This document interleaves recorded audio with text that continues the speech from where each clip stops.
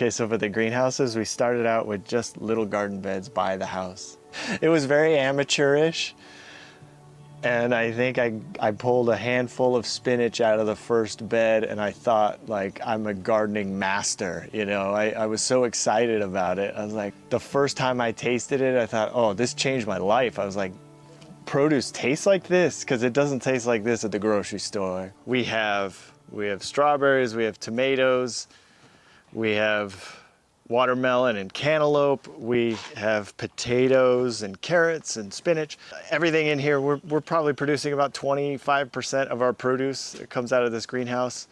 I think what makes this greenhouse unique is that it supplies its own water, it supplies its own power, and we try to automate as much as we possibly can here so that I'm not spending a ton of time watering. Plus, water is always at a premium in the desert, so we need to make sure that we're using the resource wisely, and doing drip irrigation on a timer makes sure that we're not wasting any water whatsoever.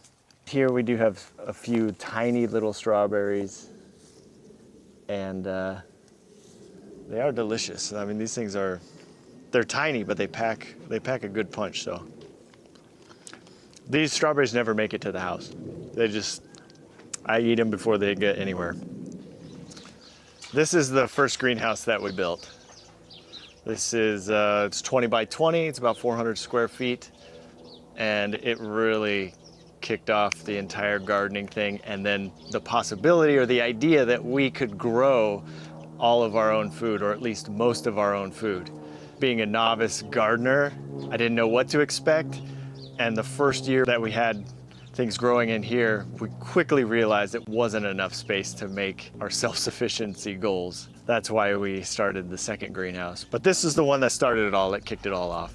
You realize that once you're here on the property, that you have to be a part of the property. You can't think of yourself as separate from the property. So it's not a control thing.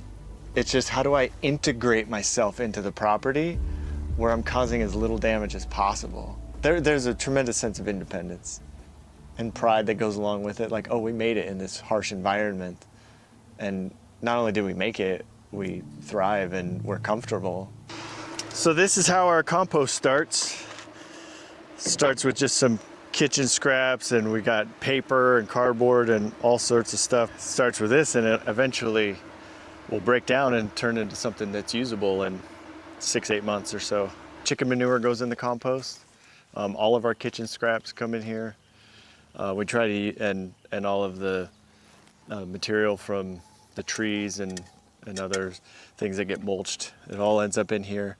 And when this thing gets full, it was all the way full, and it'll start to break down, and eventually we'll be able to use it. The little piece of paper that you think you're just gonna put in the trash can, go in the compost now. The napkin that you just used goes in the compost. Your kitchen, everything starts to go in the compost. The yard waste now is useful resource and can go in the compost. So because we started to utilize more and more of our waste and treat it like a resource, we produce less than a bag of trash a week. It's taken us 3 years to get from finishing building the house to where we're at today, and we are still not even close to being done. 5-10 years from now, you'll have to come back, and hopefully it turns into an oasis.